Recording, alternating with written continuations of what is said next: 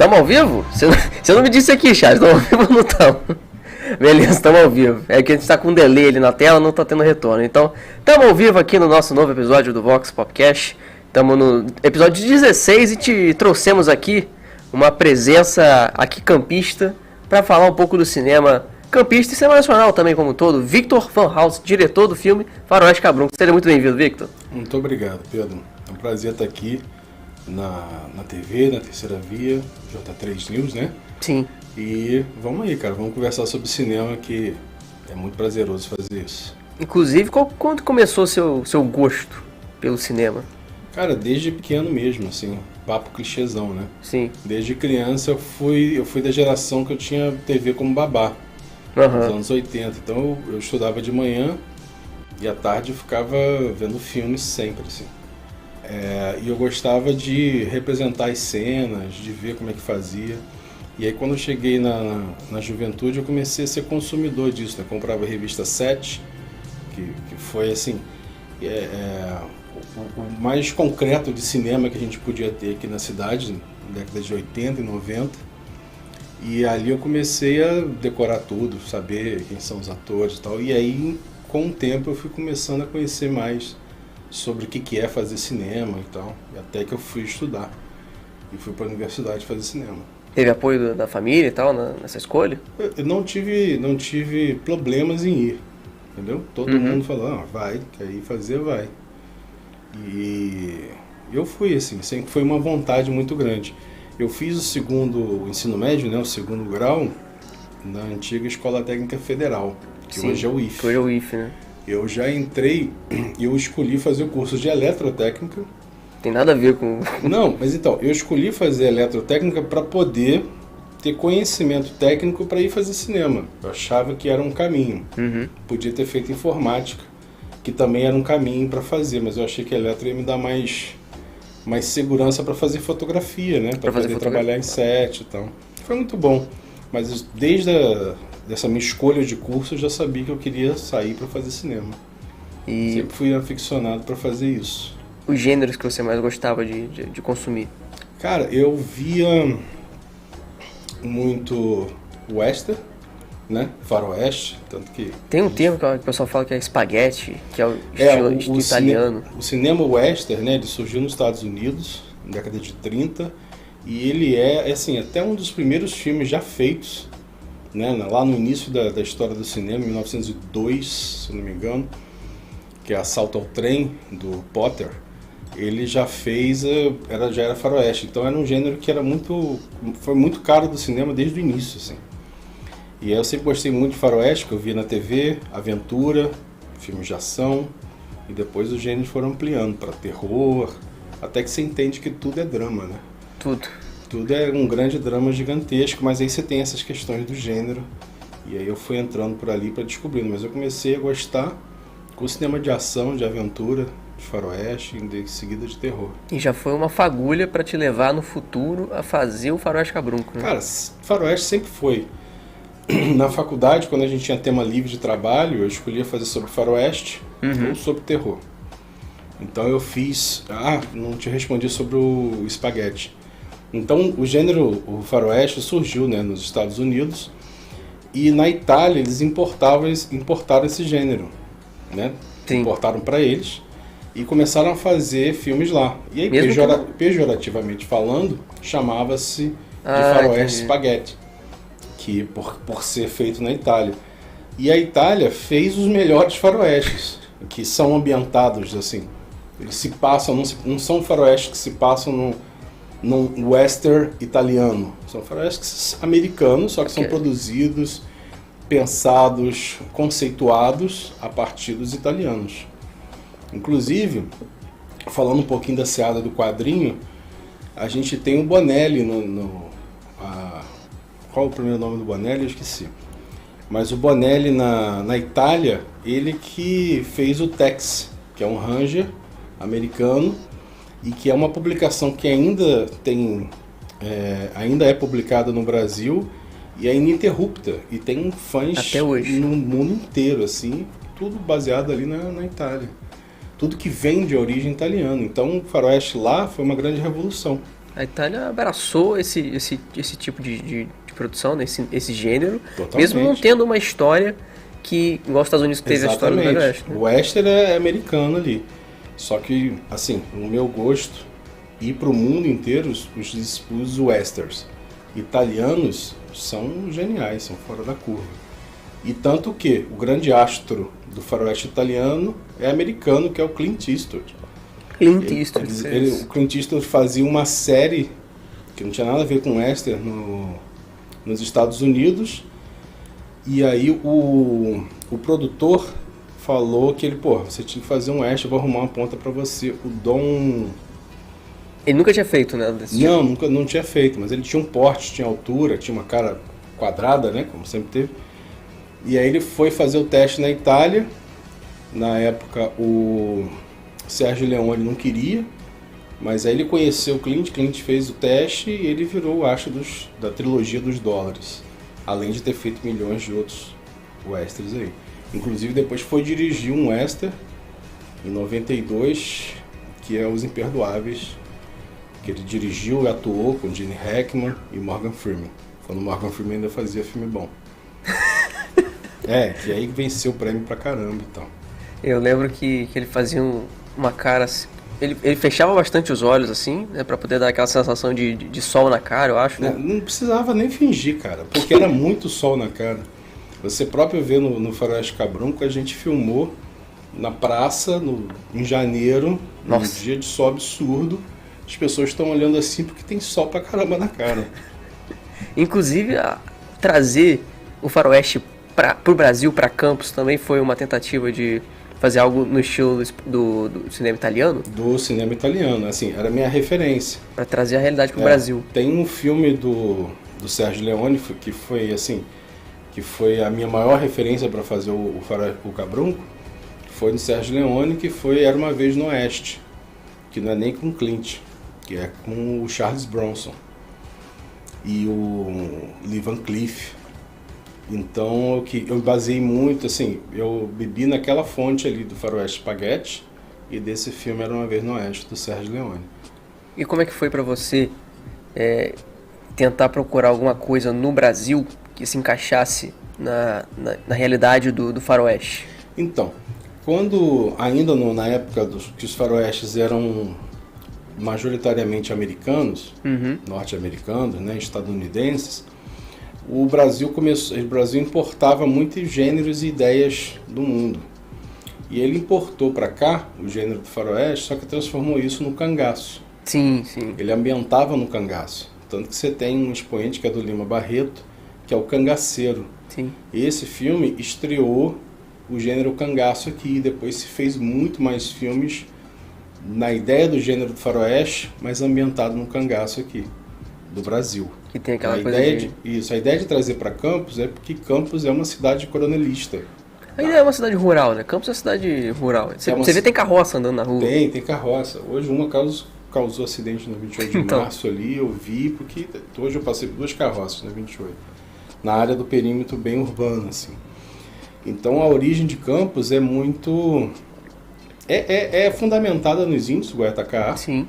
Aliás, o Eduardo Bueno fala bastante disso também na internet. Que é uma história absurda também, de fonte, assim, de se explorar, é uma história muito maneira. E aqui eram os índios, aí chegaram os civis, né, os brancos, chegaram aqui e dizimaram os índios com doenças, com a varíola, com tudo isso. Então isso é um western, cara. Igual os americanos chegavam lá e matavam os índios tudo para pegar as terras. E muito antes, né? Isso porque a história dos portugueses muito antes. Muito mais antiga. Isso, Campos, a raiz de Campos é isso. Tanto que no filme o Peregrino fala, né? Essa aqui é a cidade do povo, isso aqui é Goitacá. Sim. Em essência é isso. Tanto que ele faz, que eu quis colocar um protagonista negro com algumas referências aos indígenas ali, né? Ele carrega um boneco indígena. Ele vai perguntar do boneco. Ele tem uma pena, a gente pode destrinchar isso com o tempo, assim. Ele tem uma pena também no cinto dele. São referências ali para não ficar uma coisa... Trazer uma ancestralidade do que é o Goitacá, né? Sim. Que é onde ele surge aqui para resolver essa situação. Da cidade, que é uma cidade dominada pelo branco, coronel, dono das terras, da riqueza e tal. Inclusive tem uma outra personagem que aparece no começo do filme que tá mexendo com a terra, faz uma É a canção. Manashika. E qual foi a inspiração para trazer essa personagem? O que ela representa? Dentro do western, e até um pouquinho também da ideia dos quadrinhos italianos, tem um personagem chamado Mágico Vento. O Mágico Vento também é do Bonelli e do Gianfranco Manfredi. E ele é um indígena que perdeu a memória. Ele lutava assim ele lutava do lado dos cowboys. Sim. Ele perde a memória e aí depois ele fica como indígena tentando trazer a justiça ali. Só que a grande diferença entre o Mágico Vento e o Tex é que o Mágico Vento ele trabalha com misticismo, com bruxaria, tem um sobrenatural. E tem algumas referências do western que tem essa questão sobrenatural. Então eu puxei dali. Tem muito disso na cultura indígena, né? De espíritos e tal. Muito. E aí eu coloquei aquele personagem da Manashika, que não é a transliteração, não é literalmente a Manashika do Caboio, mas é uma referência a uma tradição nossa da região. Então ela foi batizada de Manashika. E ela faz ali uma feitiçaria no início para poder convocar esse peregrino, que seria ele é um justiceiro que é convocado por ela para poder equilibrar a balança da justiça ali. Que é um personagem também, um peregrino, que eu baseei aí num quadrinho estadunidense, que é o Santo dos Assassinos, do Garth Ennis. Que aí eu fui buscando essas referências de tudo que eu gosto ali para fazer. Entendeu? Para dar aquela mistura ali. Como é que foi você ter tudo na mente e para colocar na prática, né? Colocar no papel, chamar pessoas para fazerem parte do projeto? Como eu também dou aula, eu sou professor já há bastante tempo de audiovisual, quando eu começo as aulas de roteiro, ou com quem quer fazer cinema, ou na aula de direção, mas principalmente nas aulas de roteiro, na primeira aula eu falo o seguinte: você não tem ideia até que você comece a escrevê-la. Tá? Você tem que materializar isso. Me identifico com isso. As ideias somem. As ideias vão embora, entra aqui, sai ali. Se você não anotar na hora, gravar no celular hoje em dia, você perde. O Woody Allen tem uma história, pode ser lenda ou não, que ele sempre, como tem uma ideia, ele anota num papelzinho, ele guarda numa gaveta do quarto dele, numa caixinha, uma coisa assim. E aí um dia ele, vou começar a escrever uma nova história. Ele vai ali naquela gaveta e fica vendo.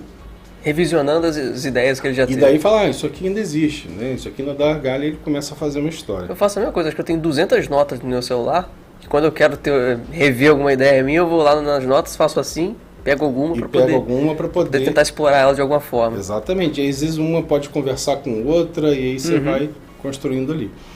E aí, durante a pandemia, né, trabalhando de casa, eu tive assim, pensamento tipo, vamos fazer um filme, vamos escrever alguma coisa, né, para acabar com aquela ociosidade quando não estava trabalhando. E eu percebi a cidade vazia, né, porque a gente passou por Eu também percebi muito. um lockdown. Eu falei, essa cidade aqui, Campos, ela tem um cenário muito interessante para fazer um faroeste. E aí eu comecei a escrever o argumento, a linha geral, né? Pensando em curto, nem pensando em curta ou longa, só pensando numa história de um cara que vem para, né, de um cowboy que vem para poder livrar a cidade dos malfeitores brancos. Sim. Né? Bem nessa linha oeste. E em 2021 eu me juntei com 2 ex-alunos que são amigos hoje em dia para a gente poder fazer um laboratório de roteiro, uma sala de roteiro, onde a gente escreve, a gente analisa, a gente lê roteiro, porque o roteiro não é uma literatura comum, fácil de se encontrar, né? Nunca posso dizer nunca, né? Mas assim, dificilmente você vai encontrar uma mãe ou um pai que lê um roteiro para a criança dormir. Sim. Né? Você lê uma história. Roteiro não tem isso. E aí a gente começou a ler roteiro, né, para praticar. E aí veio a possibilidade do edital, organizado aqui pelo município, a partir da Lei Aldir Blanc. Falou, vai abrir um edital aqui, e a gente colocou as histórias que a gente tinha já começado e escolhemos de comum acordo fazer o faroeste. Aí eu sentei para escrever. A ideia do início era um curta de 10 minutos, se transformou num curta média-metragem que é uma média-metragem 24, de 25 minutos. 25 minutos. 24 minutos e alguma coisa. Mas isso só na montagem, que ele se transformou em 25 minutos. Né? Porque o processo de fazer um filme, você passa a escrever o roteiro, né, antes da pré-produção. Depois de escrito o roteiro, você tem um outro filme durante a produção, durante a filmagem. E quando você vai para pós-produção, na montagem, você tem outro filme. É sempre assim. Né? O roteirista que quer o filme igual ao que ele escreveu, não consegue. Não conheço ninguém que tenha feito exatamente ali. E deve ser difícil conciliar as visões, né? Porque cada um vai ter uma visão de como que ele quer o filme. Totalmente. Claro, e no final a gente vai ter um conglomerado das visões de todos esses profissionais que trabalharam. Dos profissionais todos, você estava falando só do roteirista. Tem o roteirista, tem o produtor. Né? Porque o roteirista em si é quem realmente pensa a história. Sim. O diretor entra para dar o conceito visual dele. E aí você tem diretor de fotografia, diretor de arte, o desenhista de som, que todos eles vão dar sua contribuição artística em cima do conceito do diretor. Até no making off, eu tenho uma hora que eles vão me filmar lá e eu faço uma brincadeira dizendo que uma brincadeira com certa referência, porque não fui eu que criei essa frase. Que o diretor é o trabalho mais fácil do mundo. Você senta e pede às pessoas aquilo que você quer. As outras pessoas é que executam. Então dirigir é muito fácil por causa disso.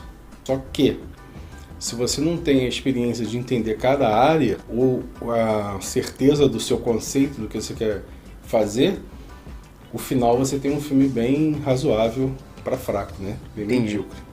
O trabalho, então, é tentar gerir essas pessoas e... gerir e seguir na direção do teu conceito. Dar uma direção, que é o nome do diretor. Fazer isso. Direção para todos os profissionais seguirem nessa mesma ideia. Nessa mesma linha. Porque você tem que conduzir essa orquestra. Cada um está tocando o seu instrumento numa nota, num naipe, que você tem que saber conduzir para fazer. O diretor e o produtor tem que conhecer muito bem todas as áreas, para que você possa saber conversar com elas e equilibrar o que você tem que fazer. Né? E você fez faculdade de cinema, não fez? Fiz faculdade de cinema. Onde que você encontra a faculdade de cinema para fazer? Quando eu era jovem eu queria fazer essa faculdade de cinema, não achava. Então, quando eu era jovem eu também queria fazer essa faculdade de cinema e só tinha a UF. Na UF tem ainda? Tem ainda. É uma escola muito boa, a UF. Em Niterói. Hoje você tem, no Rio você tem alguns cursos profissionalizantes e você tem faculdades, como a Gama Filho não tem mais. A PUC tem, a Estácio tem, que foi onde eu fiz. Em São Paulo você tem a FAAP.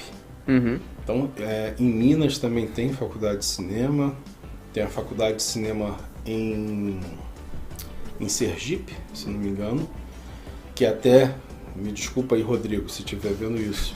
O Rodrigo, ele é um professor lá dessa Universidade de Sergipe. Ele é ficcionado para o Wester. Eu gravei um podcast uma vez com ele, pro canal Clacast.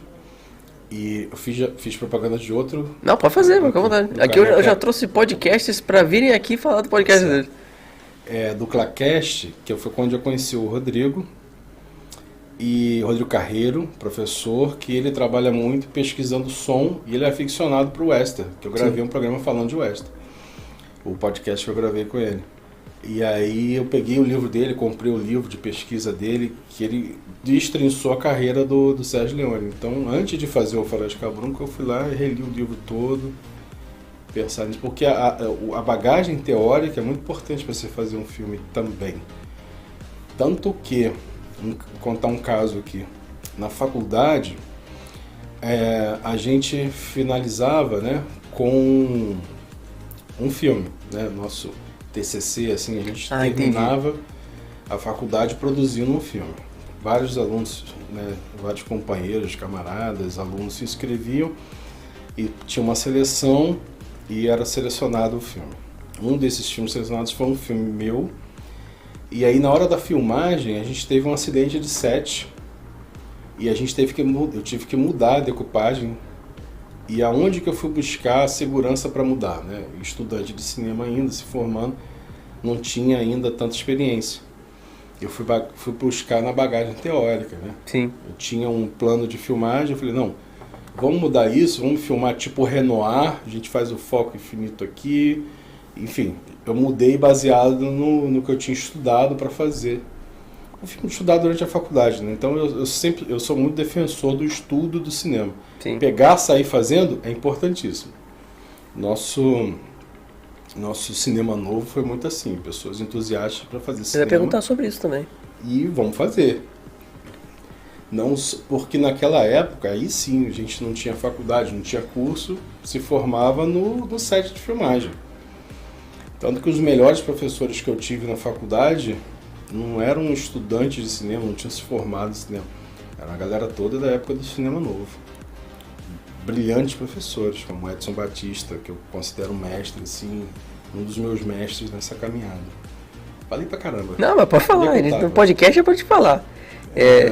Eu vi que também que você participou da Escola Audiovisual Cinema Nosso. Cinema Nosso é maravilhoso. Eu comecei a dar aula em 2006, eu me formei em 2002, 2004, 2006, eu comecei a dar aula num curso livre de cinema, tá? Era um curso administrado pela Benedita da Silva e coordenado por Antônio Molina, que foi meu professor na faculdade. Me chamou para dar aula lá. E eu comecei dando aula de montagem, som e depois de documentário. E a partir dali eu comecei a ensinar em escolas livres. Até que eu cheguei ao Cinema Nosso, que foi uma escola, uma ONG, uma escola de cinema fundada pelas pessoas que fizeram Cidade de Deus. Sim, que é um filme excelente. Que é o Cidade de Deus, foi um filme que movimentou muita gente. E aí aquelas pessoas, quando o filme terminou, o que nós vamos fazer? Já que agora estamos apaixonados por cinema, vimos o poder do cinema. Então fundaram a Escola Audiovisual Cinema Nosso. E eu dei aula lá por 4 anos, dentro do curso Cinema Básico, Intermediário e Avançado, e mais outros cursos experimentais lá dentro. Foi uma experiência absurda, riquíssima. Tinha um projeto chamado Cinemundo, que vinham estudantes franceses, né, da periferia da França, para estudar aqui com a gente, com os nossos alunos. Então a gente fazia um filme com os nossos alunos brasileiros e com os franceses. E ninguém falava a mesma língua, né? Sim. Então a gente tinha um intérprete, 2 intérpretes, para poder fazer aquela conversa, aquele meio de campo. E foi incrível. E a gente tinha monitores em inglês também, então tinha hora que na mesma frase eu falava português, inglês e francês. Tentando comunicar com todo mundo, e saímos. Foram 3 anos desse projeto, 3 filmes. Também recebemos alunos de Londres. Foi riquíssima a experiência do Cinema Nosso. Todo semestre a gente fazia filmes dentro dessas disciplinas ali. Aqui em Campos a gente consegue ver talvez um tipo de curso desse para poder as pessoas se fazerem também? Ou não? Por que não, Pedro? Por que não? Eu acho que aqui em Campos a gente tem uma matéria-prima muito boa. De quê? Tanto de gente criativa quanto gente técnica também.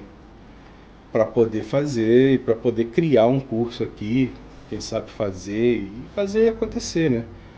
Eu tenho um amigo de Rio Claro, São Paulo, que ele começou fazendo cinema ali com um grupo de amigos dele, conseguiu apoio tanto privado quanto da prefeitura e montou uma escola de cinema ali, onde as pessoas depois foram se alimentando e eles colocam o filme em Cannes.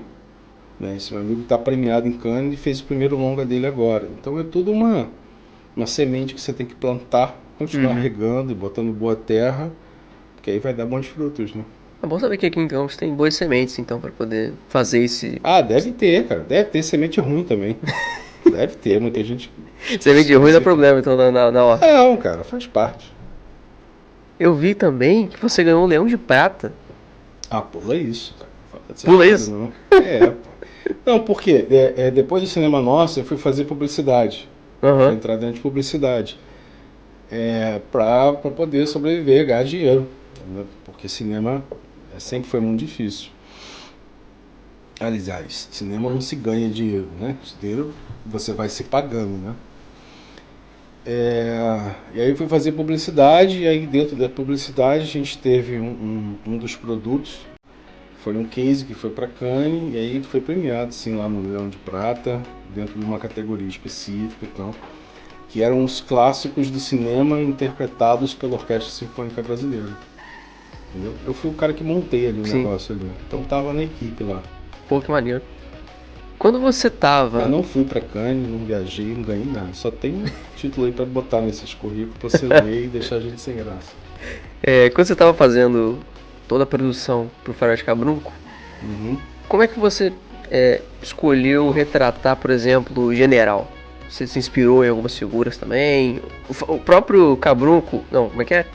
O Tisgo, Lamparão e Tisgo. O Lamparão, tem os dois aí. General, Lamparão e Tisgo. São os três mais... E tem um animal também. Sim. Tem um animal. Bom, os nomes vieram daqui, né?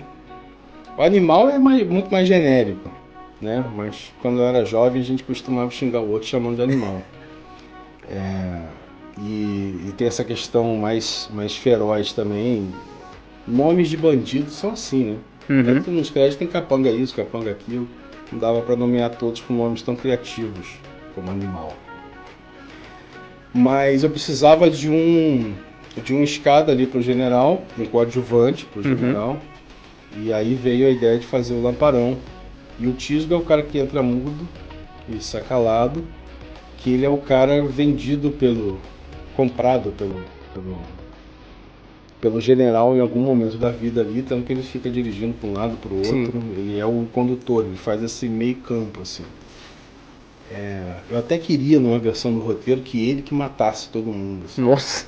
Ia ser muito legal, mas a gente não teve tempo para filmar essa ideia. Tem que fazer o Director's Cut, que eles falam, né? O corte de diretor. O general vem da ideia dessa alma de coronel que Campos tem, né? Coronelismo, né? Não só Campos, mas muitas regiões aqui. Tá falando daqui, assim. Mas no interior do Brasil sempre tem um coronel que manda tudo, né? Sim. Tem coronel que anda pra política lá, como no Maranhão tem um monte. Né, em Goiás também deve ter, eu desconheço. Mas aqui na nossa região sempre teve essa ideia de coronelismo que tinha um cara, dono de terras, com posses de dinheiro de terras, que podia mandar mais do que a lei. Isso é pelo interior do Brasil todo. E aqui a gente tem essa figura. Eu acho que ainda tem. Já teve muito mais e eu acho que ainda tem. Que anda de chapéu por aí, sabe? Como antigamente. E até conversando, umas primeiras vezes que eu conversei com o Tonico para fazer o papel, que a gente estava conversando, isso por virtual. Que atuou muito bem. Ele falou, não, eu tenho esse personagem, eu acho que eu consigo chegar lá, tanto que para fazer as cenas a gente conversou bem pouco e ele já era aquele cara ali, né? Tonico, né? 200 anos de experiência, ele já tinha a vivência daquele personagem e também por ter vivido em uma campus antiga, que ele poderia muito bem encontrar aqueles tipos ali, né? E ele... Não por ser campista, mas o Tonico é um ator fenomenal em qualquer lugar do mundo, sabe? Ele pode ir para Noruega, pode ir para qualquer lugar, assim, para Suíça, terra do Bergman, fazer um filme bergniano e vai falar, cara, esse cara nasceu aqui, porque ele é um ator excepcional. E para nossa sorte, ele nasceu aqui, né? Então ele carrega tanto essa bênção quanto esse fardo de ter nascido aqui em Campos. E o Lamparão. O Lamparão, ele é interpretado pelo Jonathan Morgarts, que é um querido. Aliás, todo mundo trabalhando no filme é querido. Já chego lá por quê? Não, nem todo mundo. 99% é querido. E o Jonathan é ator, formado, estuda isso, né? Ainda está cursando a licenciatura de teatro também do IFE. E era alguém próximo, alguém que eu podia chegar e falar, cara, vem trabalhar comigo, eu quero trabalhar com você. Você tem um tipo físico para fazer tal personagem, você topa fazer, não vou te pagar nada. Ele falou, vou. Para todo mundo foi assim. E por que eu digo que ele é um querido, como 99% de toda a equipe são queridos? Porque não tinha dinheiro para pagar a todos. Isso é um grande problema do filme. Um grande mal que eu vou carregar para sempre, essa dívida aí. De não ter tido dinheiro nem patrocinador que eu procurei, apoiador, para poder bancar toda a equipe mais o elenco. Porque é um desafio brasileiro, no geral, né? Um desafio de todo o cinema brasileiro. Conseguir dinheiro pra fazer, porque cinema é uma arte, cara. Então eu chamei todos para fazer assim, vou fazer um filme. Então por isso que são pessoas que eu queria trabalhar, pessoas próximas. Nem todas as pessoas que trabalharam no filme eu conhecia ou tinha uma amizade prévia. Mas aconteceu uma coisa linda durante o processo do filme, que foram pessoas querendo chegar e fazer e ajudar. E muitas pessoas realmente entraram e ajudaram, assim. Aqueles capangas todos que morrem no filme são todos meus amigos de adolescência. E outros amigos mais recentes também. Tem ali um capanga que veio pela indicação da Lívia e chegou no dia, eu falei, cara, vai de jeans e camisa. O cara chegou, fez a cena, ficou no sol, morreu. O Bruno, conheci no dia da filmagem. O Michael, que é um outro capanga que tem aquela cena da briga. Sim. É o grandão? É o cara que tá com um pedaço de madeira. Ah, tá. O Michael entrou alguns dias antes da gente começar a filmar. Ele mandou uma mensagem no Instagram. Pô, cara, posso ajudar? Quero fazer uma coisa, sou ator. Eu falei, pô, você mora onde? Ele, mora ali em Goitacazes. Eu falei, então chega na Goitacazes 7 da manhã em tal ponto que a gente vai passar a te pegar. O cara entrou no filme, hoje a gente é amigo, editei o filme dele depois. O cara de jeans é meu amigo há 30 anos, a gente estudou junto, que ele é mestre de Aikido, ele que coordenou as lutas. Eu falei assim, eu dei a direção, eu quero que aconteça isso e isso. E ele treinou junto com o Renatinho, que é o Peregrino. A coreografia de luta. Toda a coreografia. Isso que lá eu no também dojo perguntar dele. sobre isso, a dificuldade de se fazer uma coreografia de luta. É difícil, cara. Eu tinha muita vontade de fazer. Eu sempre quis fazer a coreografia, fazer uma cena de luta, tanto que eu escrevi essa cena. E aí eu pedi ajuda a ele, falei, pô, cara, você pode coreografar comigo? Aí, vamos coreografar. Aí marcamos no dojo de Aikido e a gente fez lá. Ele fez toda a coreografia com o Renato, ensaiou umas 3, 4 vezes, ensaiamos no dia. E eu tinha uma cena com faca, né, um facão. Aí eu pedi pra ele fazer o capanga. Falei, cara, ele não é ator, mas é músico, Serginho Máximo. Vai tocar semana que vem em Jabá, dia 22, vai tocar com a banda dele, Day Trippers. Aonde? Não sei. Depois te vê lá no Instagram. Então, aí ele fez a coreografia e eu dei a arma na mão dele, porque ele tinha mais segurança. Aí o outro ficou com um porrete. E o grandão é um amigo querido, o Matheus também, que tem uma história engraçada, porque a gente tinha que estar no set 6 horas da manhã. Ou seja, todo mundo acordar às 5 para estar lá no set às 6. Ele já chegou às 6. Figurino, maquiagem, rodar todas as cenas e não tinha como ele chegar depois. Então ele chegou às 6 e a dele foi a cena dele, da briga dele, que o cara pega e morre lá, mata, enforca, foi a última a ser gravada. 5 horas da tarde. Então ele ficou 12 horas à disposição do filme para gravar uma cena e morrer. Obrigado, Matheus, sabe? Mas cinema é isso, cara. É isso. Enquanto a gente tá direto fazendo uma cena, tem gente esperando, aí você foi com a equipe, conseguiu gravar todas as suas cenas, aí você é liberado. No dia do Bang Bang na praça, a gente gravou tudo com o Tonico, por exemplo, e depois liberou o Tonico. A gente foi gravar todos os capangas morrendo e tal. Então você tem que organizar para isso.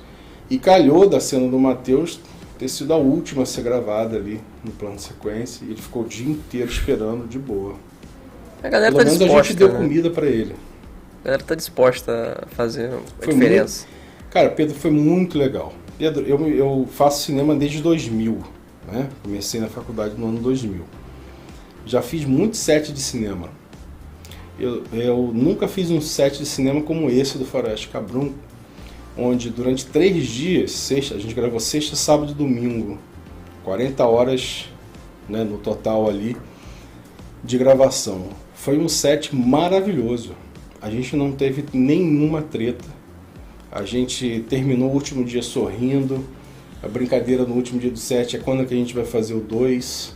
Fica aí a dica para os patrocinadores aí. E tem cena pós-crédito, tem cena pós-crédito. Tem cena pós-crédito. Tem cena pós-crédito. E aquela cena pós-crédito quase caiu.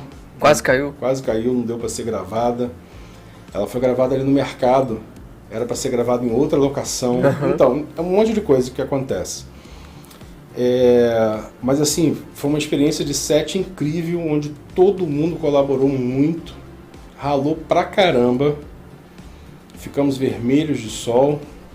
Igual no personagem, né? E após isso, né, foi muito legal, assim. Quando a gente foi fazer a pré-estreia na Cine Darcy, todo mundo lá, aparentemente todo mundo feliz. Depois saímos para beber e estamos felizes até hoje, assim. Foi muito legal, cara. Deve ser bom você encontrar uma equipe que entrega o que você consegue visualizar, né? Exatamente. A gente na equipe, cara, 95% todo mundo aqui de Campos, ex-alunos meus, alunos ainda, atores que eu fui conhecendo, atores que eu já conhecia. Eu dei aula para a Lívia, que faz a Mana Chica no teatro, há muitos anos nos tornamos amigos. O Renatinho foi meu aluno no Uniflu, na Faculdade de Jornalismo, que foi aluno de Fernando Rossi também, no teatro. Então fica todo mundo muito interligado, né? Sim. Entendeu? Na produção, quando você está lá gravando, aquela era só a primeira parte, né? Porque depois ainda vem a pós-produção, a edição, a trilha sonora. Como foi o trabalho dessa galera, assim, de encontrar a trilha sonora, encontrar a paleta de cores, né? Porque você faz tratamento de imagem. A paleta de cores a gente viu com a direção de arte, com o fotógrafo, né? Bem antes da gente começar a gravar. Na pré-produção a gente fez muita reunião remota, porque a gente ainda estava, né, num momento perigoso da pandemia. Sim. Embora 2001 foi diminuindo, mas a gente não dá para se encontrar. Que foi uma outra grande dificuldade do filme. Sim, no meio da pandemia. Realizar uma pré-produção online. Reunião de Zoom. Se as grandes produtoras como Marvel, DC levaram problema nesse período, imagina que... A gente teve 2 reuniões presenciais só antes da gente filmar, uma equipe que não se conhecia. Isso foi algo muito tenso para mim, que estava produzindo também à frente, né? As pessoas, cinema, você tem que se ver. Tava falando da paleta de cores. Então, aí a Luísa Magalhães, diretora de arte, e o Thiago Vidal, diretor de fotografia, a gente se juntou no Zoom e começou a discutir sobre a paleta de cores. Eu fui dando os tons para eles, o que eles queriam, e a Luísa fez um trabalho excepcional, incrível. E o Thiago foi acompanhando tudo aquilo que a gente tinha estabelecido, né? Porque a gente não tinha luz artificial, por isso só tem cenas de dia. Porque não tem cena em estúdio, é tudo locação. Conseguir essas locações também deve ter sido um trabalho diferente. Foi horroroso. Uma das piores partes do todo o processo.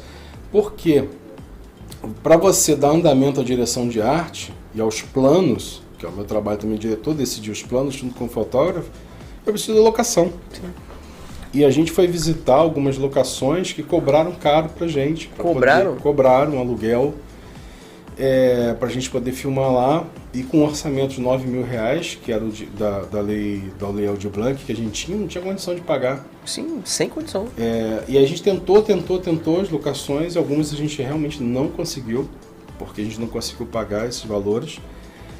Então a gente foi adaptando. A Casa do General, que é a única interna que tem, é uma adaptação dentro do Mosteiro de São Bento, que a Luísa preparou tudo aquilo para parecer a Casa do General, não o mosteiro, é claro. A gente contou com o apoio também da FEMAC, emprestando os móveis para fazer. O Aras Kaikai, onde a gente gravou as cenas da casa externa do General, não cobrou nada da gente, recepcionou a gente super bem lá, um lugar lindíssimo. E que a gente também fez a cena de Mana Chica, fez a cena do plano final, com cavalo. A gente conseguiu trazer um cavalo pro filme, que era lá da fazenda, lá do Aras. E então a gente escolheu aquela paleta de cores ali e tocou para fazer o filme, né? Aí a gente foi atrás de figurino. A Marina Bruno, minha figurinista, ficou enlouquecida comigo, tem que arrumar calça para um. O Renatinho tem 1,20 m, tem que arrumar roupa para ele, dobra para cá, dobra para lá. E a gente conseguiu. Tem uma história interessante da roupa do Renatinho, que ele usa um lenço vermelho, que é uma referência ao Django original. Sim. E aí acharam, na estreia lá, algumas pessoas da cidade acharam que aquele lenço vermelho era do PT. Ah, E não tem nada a ver com aquilo, sabe? E é lógico, a gente estava num conflito muito grande ainda sobre usar vermelho, usar Sim. cor aqui, só que é uma referência ao cinema e as pessoas estavam achando que era partidário. Então a gente estabeleceu aí a paleta e como que a gente ia seguir o filme. E o filme foi gravado, a gente decidiu gravar esse filme de uma forma que a gente não tinha o filme colorido na hora da cena. A gente gravou em informação, né, que é em S-Log, para que a gente pudesse ter muito mais opções na pós-produção, fazendo color grade com Quando ele fica Thiago. meio pálido, né? A versão... Fica tudo versão cinza. bruto. Tudo cinza, sem cor nenhuma. E aí a gente construiu depois a paleta de cores, quer dizer, já tinha a paleta de cores, mas a gente colocou isso no filme. A cena que fica mais azul, para simbolizar que está amanhecendo. O sol a gente não tinha ali já natural, que estava muito forte, mas aí a gente trouxe mais o dourado do Wester para poder fazer essa concepção. É um conjunto de... É um conjunto de possibilidades para dar merda. É isso. Tudo pode dar ruim no filme. Por quê? Isso é uma coisa que poucas pessoas conseguem perceber antes de fazer um filme. O filme só existe quando está pronto. O roteiro é uma ideia do filme. A filmagem, ninguém entende aquilo, é um bando de louco fazendo, né? Tu já fez filme? Já. Enquanto você está gravando... Eu sou editor de vídeo, eu entendo de edição. Então, tu é editor de vídeo. Então você sabe que quando tá filmando, o cara não sabe se vai dar certo. Não sabe, ninguém sabe que o filme vai dar certo. A gente está lidando, é claro, com cinema de verdade. Não estamos lidando com cinema milionário de Marvel e DC, não. A gente está lidando com cinema de verdade, assim. Então você tem que ter um planejamento muito bom, um bom assistente de direção, uma equipe bem afinada, para que o que você filmou dê pouco trabalho para a montagem. Porque normalmente, decide na montagem, resolve na montagem. Como eu também sou montador, falei, não tem esse negócio de resolve montagem, tem que saber como filmar. Tanto que o filme que foi escrito para 10 minutos ficou com 25, porque na montagem eu percebi que o filme tinha fôlego para ser maior. Eu teria que cortar muita coisa para contar uma história em 10 minutos. Ia perder muito material. 10, 12 minutos. E na publicidade, você tem que cortar mesmo. Você tem 1 minuto, 30 segundos, que são os comerciais. Ali no filme, obviamente que eu tinha feito um planejamento, um projeto para o edital. Escrevi, o filme vai ficar maior, tudo bem? Simplificando, né? Tudo bem. Então não estou devendo tempo para ninguém. Eu tinha que entregar 40 minutos para o edital. Então com um filme maior, eu podia ter um making off menor. E eu ganhava como filme, né? Sim. Então eu falei assim, deixa a cena larga, deixa grande. Deixa o general, né, o Tonico parado, pensando na cena. Vou te confessar uma coisa, primeira vez, furo. Olha aí, galera. Me senti, mas é um furo babaca. Eu me senti ali Coppola dirigindo Al Pacino e Poderoso Chefão. Porque era, né, eu imagino que seja assim. Al Pacino, faz aí, no tempo que você quiser. Tanto que no final do Poderoso Chefão tem a Deixa cena... o cara à vontade, né? Cara, faz a cena no seu tempo. Então ele pega um cigarro, acende, olha, fuma, apaga e manda fechar a porta, sabe? É o tempo do ator. Eu falei, Tonico, faz. E eu deixei ele fazendo. Ele pode fumar? Eu falei, claro. Fumou em cima, olhou pra cá, olhou pra lá. Nessa cena não tinha som direto, então pude dar uma direção nele só um apontamento aqui, olha pra cá, olha pra lá. Vem um som daqui, vem um som dali, porque aquela cena tem uns sons fantasmagóricos, que é o feitiço da Mana Chica. Eu já ia perguntar como que vocês chegaram naqueles efeitos sonoros. Tem que falar do som da música também. Aí a gente foi apontando, então deixa. Mana Chica, quanto tempo você vai levar para fazer, né, Lívia, feitiço, faz o feitiço aqui e ali. E na montagem foi fluindo, então eu me senti muito à vontade, né, obviamente como diretor e montador, eu falei, vou deixar grande. E aí a gente faz o primeiro corte muito maior, e depois você vai diminuindo. Aí eu diminui pouco. Parando as arestas. Só o que é necessário para manter o filme... Eu diminui pouco e deixa grande, sabe? pra gente fugir dessa questão de tem que contar logo. Sim. Porque filme, às vezes, você tem que contar logo. Eu falei, não, deixa algumas cenas um pouco maior mesmo. Eu sinto muita pressa no cinema atual. O pessoal tem muita pressa de contar a história e acaba se até engasgando a história. E é um pouco da escola lá europeia, italiana, né? Que vem depois ali do neorrealismo, que você deixa os planos maiores, sabe? Sobre a música, eu tive encontro com o Felipe Nareba antes do filme, antes da gente gravar, na pré-produção. Mostrei pra ele as minhas referências. Olha, quando eu escrevi o filme, quando eu penso o filme, eu penso nessas partituras sonoras. Rock and roll e Ennio Morricone. E aí eu deixei ele à vontade para criar a música. Ficou sensacional. E ele que fez a trilha musical, ele que fez as músicas. Eu fiz 1 ou 2 apontamentos depois só, para marcar umas coisas que eu queria. E foi isso, cara. Ele fez 3 músicas originais. Caraca. Entendeu? O Felipe. E aí ele me entregou essas músicas e a gente já tinha gravado. Então ele pôde até ver o filme antes.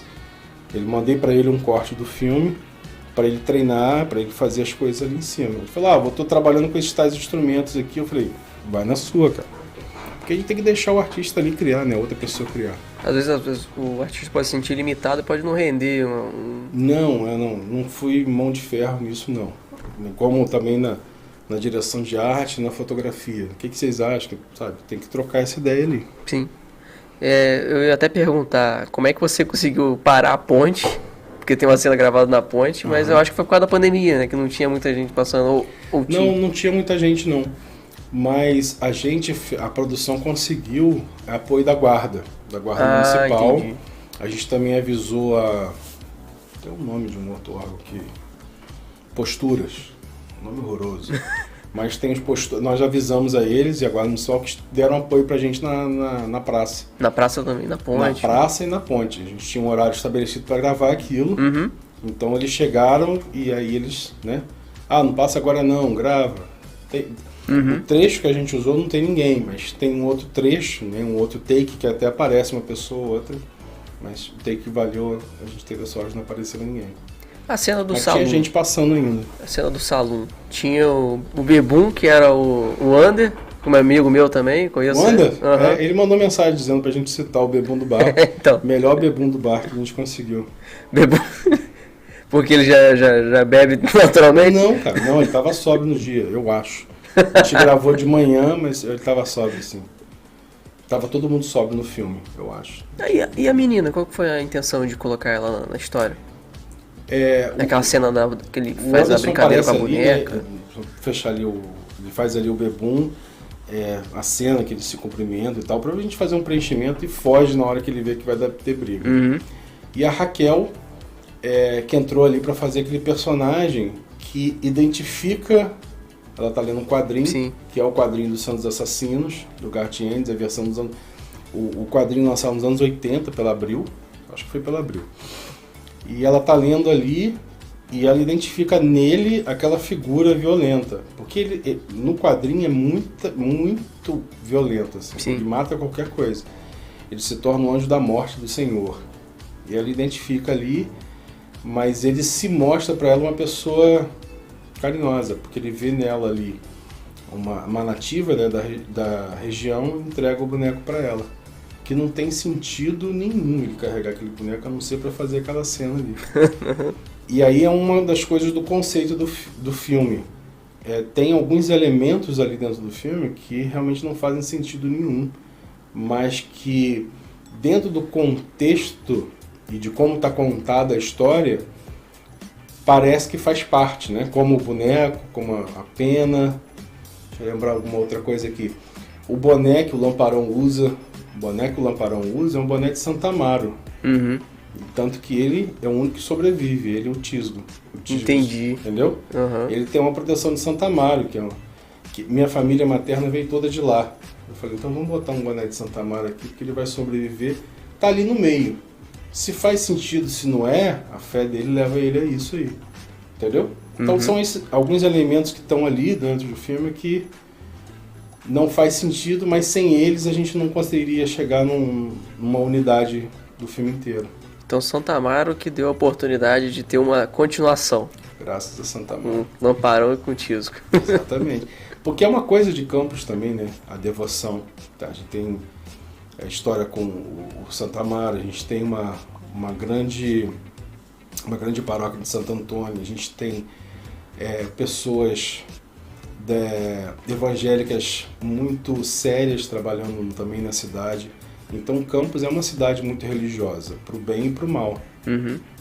Essas duas coisas são bem estranhas e esquisitas. Assim. A gente tem a presença do jongo. Sim. No início do filme, que a Mana Chica canta o jongo. É um jongo daqui da região, da Neuzinha, a Lívia. Eu dei liberdade a ela, Lívia, procura a Neuzinha, conversa com ela sobre jongos, grava alguns. Aí ela gravou vários. Aí a gente selecionou 2 e misturou naquela cena lá inicial. Tudo com a permissão dela também. Que é outra questão também espiritualizada da região. Então pegou esses elementos todos e fez um universo. Compor o negócio, compor tudo. Inclusive no final eu vi também a cena que o cara entrega um pacote para aquela personagem. O que representava aquilo? O pacote é o livro. É o a livro. Educação. A educação. Exatamente. Ele continua a lutar e a luta não tem que ser armada, né? Porque é um troço muito errado do filme é resolver aquela história toda ali na base do tiro. Não se resolve nada assim. Mas eu estava fazendo um faroeste, então é um dos elementos fundamentais de faroeste, que é o conflito armado. Mas o que ele quer dizer é para o povo que vive à margem, o povo realmente de Campos, os negros, indígenas, que eles têm que continuar sempre na luta, que é o que está escrito na nossa bandeira. Lá ali está escrito, eu não sei falar em latim ali, mas aqui até as nossas mulheres, como é que é, gente? Está escrito até na legenda, lutam pelo direito. Né? Eu acho que é referência àquela personagem histórica que entrou na Câmara com um cavalo, aqui de Campos. A Nina Aroeira? Eu não lembro qual é o nome da personagem, mas teve uma personagem histórica. Benta Pereira ou Nina? Eu acho que é Benta Pereira, ou Nina Aroeira. Não sei. E aí a gente tem isso na nossa bandeira, escrito lá em latim. Aqui até as nossas mulheres lutam pelo direito. Isso sempre me intrigou na bandeira daqui, e é um puta lema feminista. Eu falei, não, vamos trazer essa mensagem do filme, que é outra raiz de Campos. De outra época, né? Total outra época. E aí isso está escrito no pacote, tem um carimbo ali, né? Escrito em latim, como está na bandeira, e eu traduzi uma legenda. Aqui até nossas mulheres lutam pelo direito. É o que o cara entrega para ela, é um livro, é pelo direito, é pela lei.